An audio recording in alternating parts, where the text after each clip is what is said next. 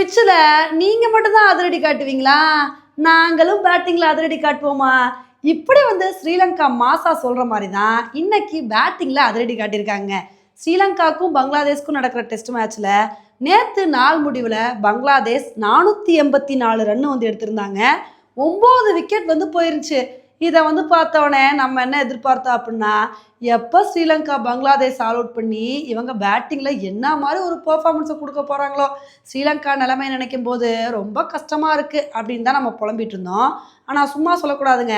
இன்றைக்கி ஸ்ரீலங்கா சட்டு புட்டுன்னு சொல்லிட்டு கடைசி விக்கெட்டை எடுத்தாங்க. இதில் அசிதா பெர்னாண்டோ நான் தானே ஃபஸ்ட்டு விக்கெட் எடுத்து ஸ்டார்ட் பண்ணி வச்சேன், அதனால் கடைசி விக்கெட்டை நான் தான் எடுப்பேன் அப்படின்னு சொல்லி எப்படியோ இன்றைக்கி வேகமாகவே விக்கெட் எடுத்தார். இதனால இன்னைக்கு பங்களாதேஷை பொறுத்த வரைக்கும் 495 ரன்னுக்கு ஆல் அவுட் ஆனாங்க. இந்த ஒரு ஸ்கோரை பார்த்தோன்னே நமக்கு பகீர்னு ஆகி போச்சு. கிட்டத்தட்ட 500 ரன்னு நெருக்கி எடுத்தாங்க. ஸ்ரீலங்கா பேட்டிங்கில் என்ன பண்ண போகிறாங்களோ அப்படின்னு தான் நம்ம யோசிச்சுட்டு இருந்தோம். ஆனால் சும்மா சொல்லக்கூடாதுங்க. பத்தும் நிசங்காவும் உடாராவும் நல்லா ஸ்டார்ட் பண்ணாங்க. ஆனால் என்ன தான் ஸ்டார்ட் பண்ணாலும் டைஜுல் இஸ்லாம் நான் வேகமாக விக்கெட் எடுப்பேன் அப்படின்னு சொல்லி உடாராவோட விக்கெட்டை எடுத்தார். சரி, ஒரு விக்கெட் போயிடுச்சுல, இனி அடுத்தடுத்து விக்கெட் வேகமாக பங்களாதேஷ் எடுத்துருவாங்கன்னு நினைக்கும் போது அப்போ தான் பங்களாதேஷ்க்கு எமனா பத்தும் நிசங்காவும் சண்டிமாலும் ஒரு சூப்பரான பார்ட்னர்ஷிப் போட்டாங்க. 2 பேரும் நல்ல ஒரு இன்னிங்ஸை கொடுத்து அசத்துனாங்க. ஒரு பக்கம் சண்டிமால் ஹாஃப் செஞ்சுரி அடிக்க, இன்னொரு பக்கம் பத்தும் நிசங்கா செஞ்சுரி அடிக்க அப்படின்னு சொல்லிட்டு இவங்களோட பார்ட்னர்ஷிப் ரொம்ப சூப்பராக போய்கிட்டு இருந்துச்சு. இவங்களோட பார்ட்னர்ஷிப் இப்படியே கண்டினியூ ஆகிறத பார்த்து நம்ம என்ன எதிர்பார்த்தோம் அப்படின்னா, இப்படி தானே பங்களாதேஷோட சாண்டோ முசிஃபிக் ரஹீம் பார்ட்னர்ஷிப் இருந்துச்சு.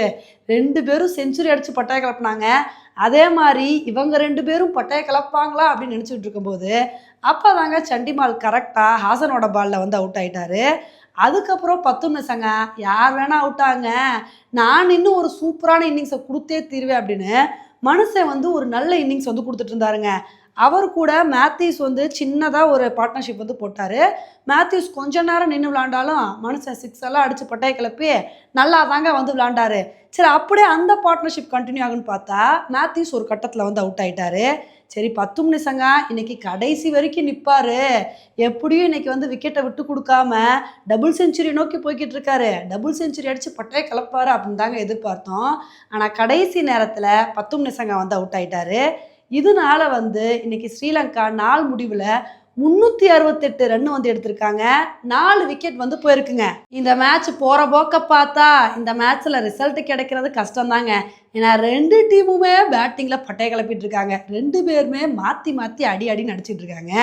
இதே மாதிரி 2 பேர் அடிச்சுட்டு மட்டும் இருந்தாங்கன்னு வச்சுக்கோங்களேன், கண்டிப்பாக இந்த மேட்ச்சில் ரிசல்ட் கிடைக்காது. அதனால் இந்த மேட்ச்சில் ரிசல்ட் கிடைக்கணும் அப்படின்னா ஒன்று ஸ்ரீலங்கா நாளைக்கு கொஞ்சம் ஃபாஸ்ட்டாக விளாண்டு கொஞ்சம் லீட் எடுக்க ட்ரை பண்ணணும்.